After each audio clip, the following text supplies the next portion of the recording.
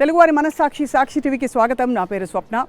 78 సంవత్సరాల స్వతంత్ర భారతావనిపై ఈ కాలక్రమంలో ఎన్నో దాడులు జరుగుతూ వచ్చాయి, ఎన్నో సవాళ్లు ఎదుర్కొన్న దేశం మనది. కానీ అయినా కూడా ప్రపంచ పటంపై దూసుకెళ్ళిపోతూ ఆ సవాళ్లకి ధీటైన జవాబు చెప్తూ ముందరకెళ్తున్నాం.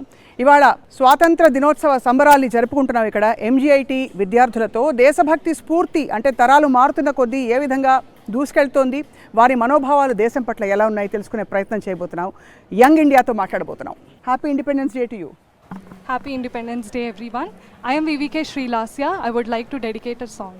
हो रांझना वे तेरी सांसों पे थोड़ा सा वतन का भी हक था, ना देख मुझे यूं मुड़ मुड़ के तेरा मेरा साथ यहीं तक था. ये तेरी ज़मीं तेरे खून से ही तो सजती संवरती है रांझे, तेरे इश्क की मैं हकदार नहीं, तेरी हीर तो धरती है रांझे.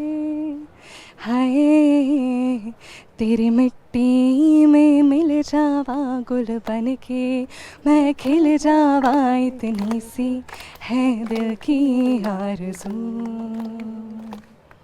तेरी नदियों में बह जावा, तेरे खेतों में लहरावा, इतनी सी है दिल की आरज़ू. Thank you. Yeah, thank you so much for a beautiful song. 15th August ఎలా జరుపుకుంటున్నారమ్మా? ప్రతిసారి నేను దేశభక్తి గీతాలు పాడుకుని మిఠాయిలు పంచుకుని స్వాతంత్ర దినోత్సవం జరుపుకుంటాను. అండ్ ప్రతిసారి నేను చిరస్మరణీయులుగా నిలిచిన ఎందరో వీరులను తలుచుకుంటాను. మన జాతిపిత మహాత్మా గాంధీ గారు, అంబేద్కర్ గారు, సర్దార్ వల్లభాయ్ పటేల్ గారు, ముఖ్యంగా మన తెలుగు జాతిలో ముఖ్య పాత్ర వహించిన దుర్గాబాయి దేశ్ముఖ్ గారు, సంగం లక్ష్మీబాయి గారు వంటి వారితో. దేశభక్తి అనగానే నీ గుర్తొచ్చే మొదటి వ్యక్తి కానీ పదం కానీ? I want to dedicate, like whenever I remember India, so I want to dedicate few lines in Hindi, जो कि कुछ इस प्रकार हैं. मैं उस देश की नागरिक हूँ जिसके होठों पे गंगा और हाथों में तिरंगा है. मैं उस देश की नागरिक हूँ जो कभी सत्यम शिवम सुंदरम, वंदे मातरम, पंजाब सिंध गुजरात मराठा और द्राविड़ उत्कल बंगा है.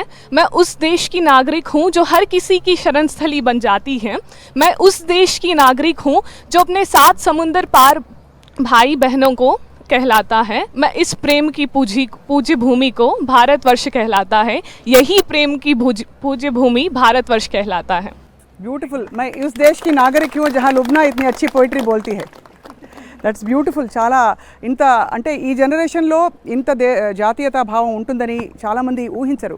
మీరు చెప్పండి. ఇప్పుడు జనరల్గా మనం to be frank movies are very influencing and మనం ఫ్లాగ్ చూసినప్పుడు ఆటోమేటిక్గా మనకి ఒక type of adrenaline rush something ఆ టైప్ ఆఫ్ దేశభక్తి మనకి వస్తుంటుంది. అండ్ జనరల్గా మనకి ఫ్రీడమ్ ఫైటర్స్ వాళ్ళు ఏ టైప్ ఆఫ్ స్ట్రగల్స్ చేసిన వాళ్ళు ఐ మీన్ వాళ్ళ గురించి తెలుసుకున్నప్పుడు కానీ ఇంకా సమ్వాట్ ఆ టైప్ అప్పుడు మనకి రైట్. చాలా మంచి విషయం. అండ్ మీరు చెప్పండి. we should never forget our freedom fighters or sacrifice. Responsibility is to always striving about our excellence to prove India as the best country. Present we are ఇంకా మనం డెవలపింగ్ స్టేట్లో ఉన్నాం. We have to take responsibility. ఇప్పుడు present ఉన్న youth అంతా next మన future అవుతారు, India future అవుతారు. So we have to take the responsibility to make India developed. రేపు మీకు అమెరికా వెళ్ళే అవకాశం వస్తే మానుకుంటారా? నా ఓన్ ఒపీనియన్ అయితే నాకు అసలు వెళ్ళాలని లేదు. నేను వెళ్తున్నా, ఇండియాలోనే ఉంటాను. ఏమంటారు హర్ష, కరెక్టేనా? ఎస్ మ్యామ్, నాకైతే అదే అనిపిస్తుంది. ఎందుకంటే బయటికి వెళ్ళి చదువుకోవడం అన్నది నాకైతే అంత ఇంట్రెస్ట్ లేదు. ఇండియాలో ఉండి చదువు అవకాశాలు తక్కువ అది ఇది అంటున్నారు కదా కొంతమంది. అది వాళ్ళ ఒపీనియన్ మ్యామ్. మన పర్స్పెక్టివ్లో చూసుకుంటే ఎవరికైనా వాళ్ళదే అనిపిస్తుంది. కొంతమంది బయటికి వెళ్ళి నేను డబ్బులు సంపాదించుకుంటాను అక్కడ వెళ్తున్నా అంటే అది వాళ్ళ ఇష్టం. కానీ నాకైతే ఇండియాలో ఉండి మన దేశానికే ఏదైనా చేసుకోవాలని నా ఇంట్రెస్ట్. రైట్. అమ్మా, నువ్వు చెప్పమ్మా, నీకేమనిపిస్తుంది? దేశభక్తి ఎప్పుడైనా ఆ స్ఫూర్తి కలుగుతుందా, లేకపోతే చదువు నేను బాగానే ఉన్నాను, మార్కులు బాగా వస్తున్నాయి అంతటితో సరిపెట్టుకుంటావా? సివిల్ ఇంజనీరింగ్ వైజ్ మనము మన కంట్రీలో చాలా డెవలప్ చేసుకోవచ్చు. అంటే ఈ మధ్య ట్రెండింగ్ ఉన్నది సస్టైనబిలిటీ అన్నది. సస్టైనబిలిటీ తోటి మనము మన దేశాన్ని యొక్క ఈకోసిస్టమ్ కానీ దాన్ని ఈకో ఫ్రెండ్లీ ఎలా చేయాలి అన్నది కానీ, రైట్, దాని యొక్క బడ్జెట్ కానీ, అంటే మనకు వచ్చే ఇన్కమ్ బట్టి దాన్ని ఎలా సస్టైనబుల్ అని డిజైన్గా చేయాలి అన్నది గ్రీన్ హౌస్ బిల్డింగ్స్ లాగా, రైట్, మన ఎన్వైర్న్మెంట్కి ఎంత ఎఫెక్టివ్నెస్ ఇవ్వచ్చు అన్నది రైట్. చాలా మంచి పాయింట్, చాలా క్లారిటీతో చెప్పావమ్మా. ఇప్పుడు భారతదేశం ప్రపంచ పటంపై కూడా చాలా కాంట్రిబ్యూట్ చేసింది. సో మీ దృష్టిలో భారతదేశం కాంట్రిబ్యూషన్స్ ఏంటి అంటే to the world after 78 years of independence?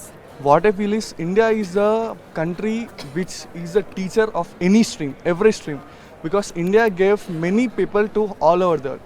And if you see అంటే మనం ఇప్పుడు ఎక్కడ చూసుకున్నా కానీ నాసా కానివ్వండి, ఎటువంటి స్పేస్ ఏజెన్సీస్ కానీ all over the world 30% of the people and all the scientist are from Indians. And what I think is India is the only place where the knowledge and everything has been given. And if you take an example, ఇప్పుడు మనం మంగళయాన్ అనే ఒక rocket launch చేసాం, శాటిలైట్ని పంపించాం. కానీ ఇప్పుడు ఒక Hollywood movie budget కన్నా చాలా తక్కువలో మనం మార్స్ పైకి పంపించాం. మళ్ళీ ఫస్ట్ అటెంప్ట్లోనే పంపించాం. This is the only country which can send to Mars a satellite with a lower budget. Adi India kuna capacity. So if we get all the knowledge and all the unity from the India is the only one country which is unbeatable by any country. That is so beautiful. ఎంత క్లారిటీతో చెప్పారు అభిరామ్. అమ్మ నువ్వు చెప్తావు తల్లి. చిన్నప్పుడు నేను ఒక 10th క్లాస్లో NCC cadet ma'am. So independence day అప్పుడు యూనిఫామ్ వేసుకొని వెళ్ళి పరేడ్ చేయడం అండ్ ఆ నేషనల్ యాంథమ్ పాడినప్పుడు వచ్చిన ఆనందం ఇంకెప్పుడు కలగలేదు. ఇంకా నేను రాకెట్ లాంచ్ చూసాను మ్యామ్. అప్పుడు ఏమనిపిస్తుంది చూసినప్పుడు? అసలు అది చాలా మెమరబుల్ థింగ్ మ్యామ్. అది నా లైఫ్ టైం ఒక మంచి మెమరీగా మిగిలిపోయింది. అది లాంచ్ అయినప్పుడు అందరూ లేచి నేషనల్ యాంథమ్ పాడారు. అది నాకు చాలా మంచిగా అనిపించింది. చాలా స్పిరిటెడ్గా చెప్పామమ్మా.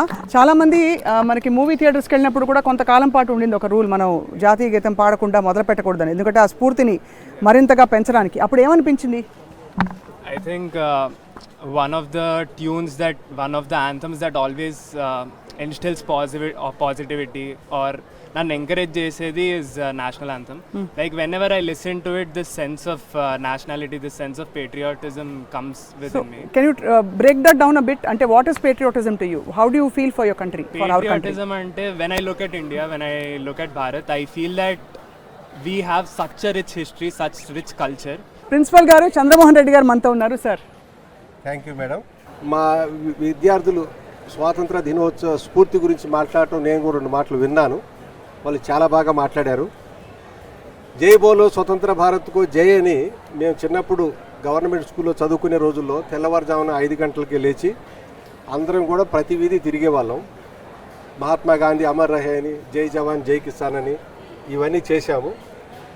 అయితే మా విద్యార్థులు మాట్లాడుతుంటే అంతకంటే ఎక్కువ స్ఫూర్తి వాళ్ళల్లో కనిపించింది. మనం ఏమనుకుంటామంటే చాలాసార్లు ఈ తరం విద్యార్థులకి దేశభక్తి భావం అలాంటివి లేవని మనం అనుకుంటాం. కానీ వాళ్ళని కదిలించి చూస్తే మనకు తెలుస్తుంది. అవును సార్, వాళ్ళకి చాలా దేశభక్తి భావం ఉంది. దేశం చాలా ముందడుగు వేసిందంటే మన దేశం యొక్క యువత, ప్రజెంట్ జనరేషన్ కారణం. అయితే పాత తరం వాళ్ళు గైడెన్స్ ఇవ్వాలి, ఎంకరేజ్మెంట్ చేయాలి. కానీ ప్రజెంట్ విద్యార్థులు అంటే యువత ఎలాంటి ఎత్తునైనా అందుకోవడానికి వాళ్ళందరూ కూడా సిద్ధంగా ఉన్నారు. ఇది అందరం కూడా తెలుసుకోవాల్సిన విషయం. Right sir. ఈ సందర్భంలో మీరు వచ్చి మా విద్యార్థులతో మాట్లాడి ఇన్ని విషయాలు మాకు తెలియజేసినందుకు నాకు చాలా సంతోషంగా ఉంది. Thank you very much sir. మీ స్ఫూర్తితో విద్యార్థులందరూ కూడా దూసుకెళ్ళిపోతున్నారు. వాళ్ళతో మీ అనుమతితో కంటిన్యూ చేస్తావు sir. Thank you very much Chandramohan Reddy garu. Right, ఎవరైనా ఒక మంచి దేశభక్తి గేయం. మొదటిగా అందరికీ 78వ స్వతంత్ర దినోత్సవ శుభాకాంక్షలు. దేశం మనదే, తేజం మనదే, దేశం మనదే, తేజం మనదే, ఎగురుతున్న జెండా మనదే, నీతి మనదే, జాతి మనదే, ప్రజల అండదండ మనదే, అందాల బంధం ఉంది నేలలో, ఆత్మీయ రాగం ఉంది గాలిలో, ఏ కులమైనా ఏ మతమైనా, ఏ కులమైనా ఏ మతమైనా, భరత మాతకొకటే లేరా. ఎన్ని దేశాలున్నా మాకెన్ని దోషాలున్నా, దేశమంటే ఏకమౌతాం అంతా ఈ వేళ. వందే మాతరం, వందే మాతరం అందమందరం వందే మాతరం అందమందరం. Thank you so much. భారతదేశం చాలా రంగాలలో అభివృద్ధి సాధించింది. అయితే ఇప్పుడు మరిన్ని కొత్త కొత్త రకాల సమస్యలు పుట్టుకురావడం అంటే ఈ మధ్య కాలంలో సొసైటీలో ఒకటి పర్యావరణం గురించి చాలామంది మాట్లాడారు. పర్యావరణ పరిరక్షణ ఒక సమస్య అయితే మరోవైపు డ్రగ్స్ లాంటి జాడ్యాలు మహమ్మారులన్నీ కూడా చొచ్చుకొస్తున్నాయి సమాజంలోకి. దీనికి పరిష్కారం ఏంటి? What you think? As we all know, despite knowing this about the drugs cases and all that, we are ignoring it and we are following according to the trend. These days the youngsters are thinking that this is a trend to follow all these. Right. But I think we need to promote more of awareness to prevent all of this. దేశంలో ఇలాంటి సమస్యలు యువతలో ముఖ్యంగా అంటే cell ఫోన్లకు addict అయిపోతున్నారని, అలాగే ఇలాంటి కొన్ని సమస్యలు పుట్టుకొస్తున్నాయి. వాటికి పరిష్కారం ఏంటి అంటే భారతానికి దేశానికి ఇంకా మరింత సేవ చేయడానికి? సో యువత సెల్ ఫోన్లకు అడిక్ట్ అవ్వడం కానీ ఇతర బ్యాడ్ హ్యాబిట్స్ దేనికన్నా అడిక్ట్ అవ్వడం కానీ అనేది సమస్యకి ప్రోస్ అండ్ కాన్స్ రెండు ఉన్నాయి. బికాస్ ఇంతకుముందు న్యూస్ అనేది మనకి అంత ఈజీగా యాక్సెసిబుల్ కాకపోయేది. ఇప్పుడు ఏంటంటే మన చేతిలోనే మొత్తం వరల్డ్ అంతా ఉంది. సో యువత ఉన్నంత అప్డేట్గా ఇప్పుడు ఎవరు ఉండట్లేదు, ఫస్ట్ థింగ్. సెకండ్ థింగ్, ఏది ఎక్సెస్ చేసినా కానీ అది బ్యాడ్ హ్యాబిట్గా మారుతుంది. అవును. సో దేనైనా సరే లిమిట్ యూసేజ్గా ఉంచుకొని మనకి అవసరమైనంత వరకు వాడుకుంటే అన్ని విధాలా మనకి అభివృద్ధిగా ఉంటుందని నా ఒపీనియన్. ఒకవైపు మనం పురోగతి సాధిస్తూనే మనకి కొన్ని ఎక్స్టర్నల్ ఇన్ఫ్లుయెన్సెస్ అండ్ అలాగే అప్పుడు ఇన్వేడర్స్ ఎలా అయితే వచ్చారో ఇప్పుడు అనేక జాడ్యాలు, డ్రగ్స్ కావచ్చు, కొంత సంస్కృతి మారిపోవడం కావచ్చు, ఇటువంటి విషయాలలో మనం కొంత దీనివల్ల వెనకబడిపోతుంది యువత అని ఒక ఆందోళన ఉంది. దానికి పరిష్కారాలు ఏమిటో మాట్లాడదాం. తరం మారుతోంది కానీ దేశభక్తి అనేది రాను పెరుగుతోందన్నమాట వాస్తవం. సో దేశం ఇంకా మరింత అంటే మీ తరం పాయింట్ ఆఫ్ వ్యూ నుంచి మీకు ఎటువంటి సపోర్ట్ ఉంటే, ఎటువంటి మద్దతు ఉంటే మీరు ఇంకా దూసుకెళ్ళిపోతారు దేశం కోసం, లేదు మీ రంగాలలో? మీకు అందరు ఎలా చేసేస్తారంటే doctor, engineer are the only 2 paths which you can take in life. అవును. దాని తప్ప మీరు తీసుకుంటే లైఫ్లో సక్సెస్ఫుల్ కాలేరు. You can't grow, you don't have any privileges or any status in life. అలా అయిపోయింది ఇప్పట్లో. సో అలా కాకుండా గవర్నమెంట్ అయినా లేదైనా పేరెంట్స్ నుంచి అయినా వాళ్ళకి అవేర్నెస్ పెంచుతూ వాళ్ళ చిల్డ్రన్లో అలా టాలెంట్ కనిపించినప్పుడు వాళ్ళని ఎంకరేజ్ చేయాలి. ఎంకరేజ్ చేస్తూ వాళ్ళకి ఎంత సపోర్ట్ చేస్తే వాళ్ళకి అంత మంచిది. ఫస్ట్లీ ఇండియా అంటే మనకి గుర్తొచ్చేది ఏంటి? మనకి ఉన్న డైవర్స్ అంటే వేరే కల్చర్స్ కానీ ట్రెడిషన్స్ కానీ అవన్నీ మనకి ఫస్ట్గా గుర్తొస్తాయి.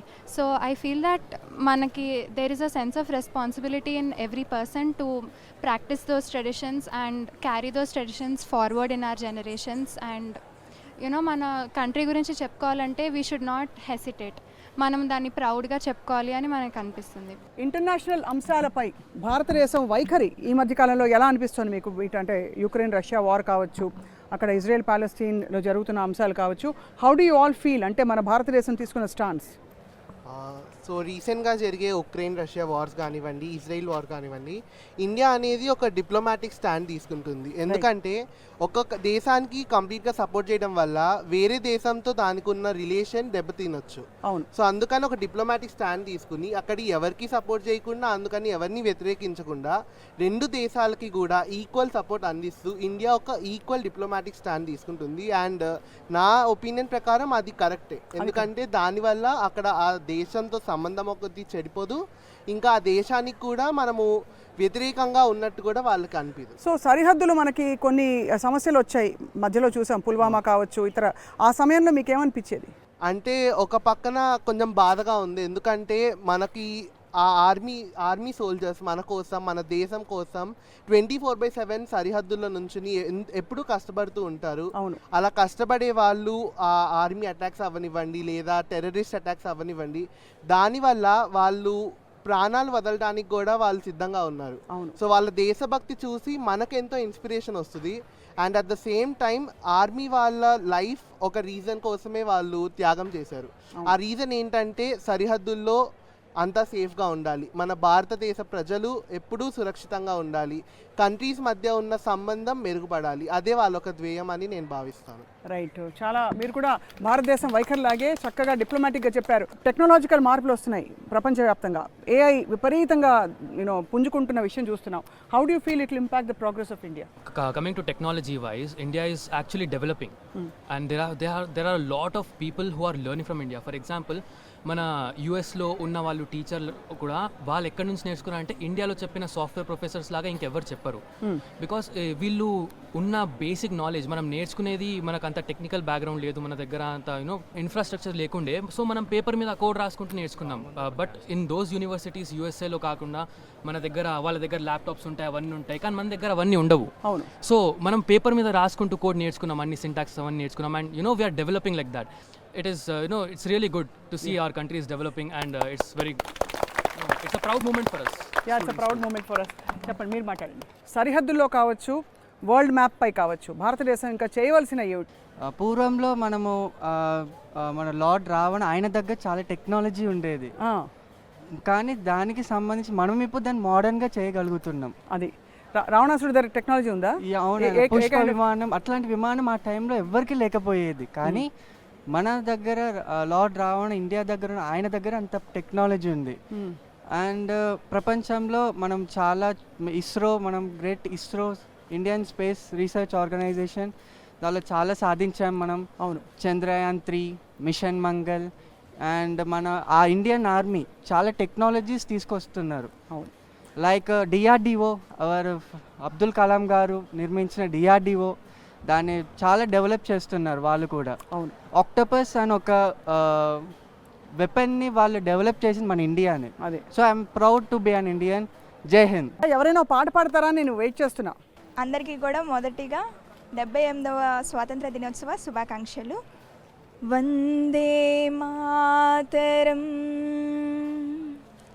వందే మాతరం, భరతమాత కన్న బిడ్డలం మేం, భరత జాతికే వారసులం, గణపు చరిత గలిగిన దేశం, జ్ఞానపుడమియే మా దేశం, గణపు చరిత గలిగిన దేశం, జ్ఞానపుడమియే మా దేశం, సకల జాతి మత సంగమం, సౌభ్రాతృత్వ సమజీవనం, సకల జాతి మత సంగమం, సౌభ్రాతృత్వ సమజీవనం, సంస్కృతి సంప్రదాయాల పుట్టినిల్లు భారతదేశం.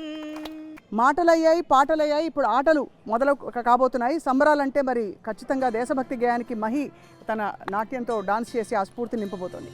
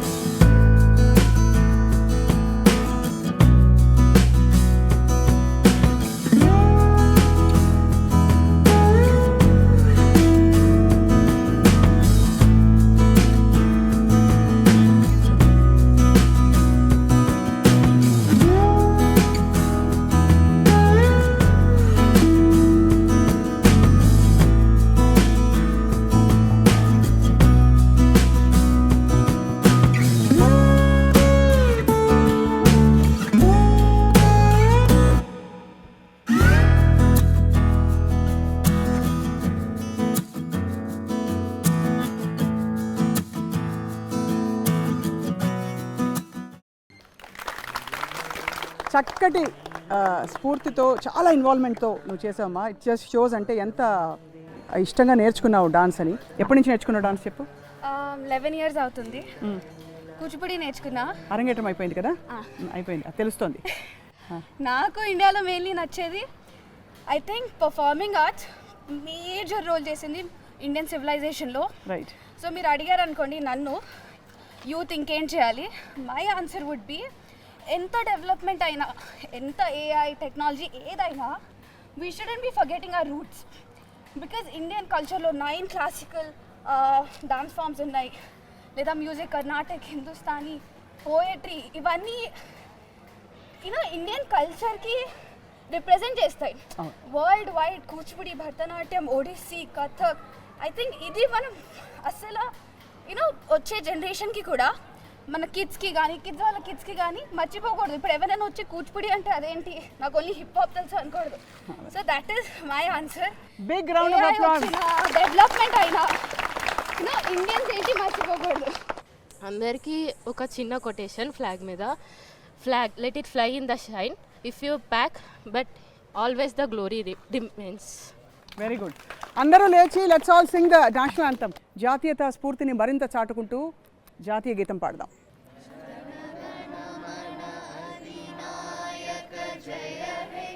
భారత భాగ్య విధాత పంజాబ్ సింధ్ గుజరాత్ మరాఠా ద్రావిడ ఉత్కళ వంగా వింధ్య హిమాచల యమునా గంగా ఉచ్చల జలధి తరంగా तब शुभ नामे जागे तब शुभ आशीष मागे गाहे तब जय गाथा जन गण मंगलदायक जय हे भारत भाग्य विधाता जय हे जय हे जय हे जय जय जय जय हे जय हे. భావి భారత పౌరులు దేశం పట్ల వారికి ఉండే భక్తిని ప్రేమని చాటుకున్నారు ఇవాళ అనేక మాటల్లో. అండ్ నిజానికి ఎంజీఐటీ నుంచి గ్రాడ్యుయేట్ అయ్యి బయటకు వెళ్ళిన వాళ్ళు చాలామంది పెద్ద పెద్ద సంస్థల్లో DRDO లాంటి సంస్థల్లో పెద్ద పెద్ద పొజిషన్స్లో పనిచేస్తూ దేశానికే గర్వకారణంగా మారుతున్న మాట కూడా మనం ఇక్కడ అక్నాలెడ్జ్ చేస్తున్నాం. ఎంజీఐటీ యాజమాన్యానికి ధన్యవాదాలు.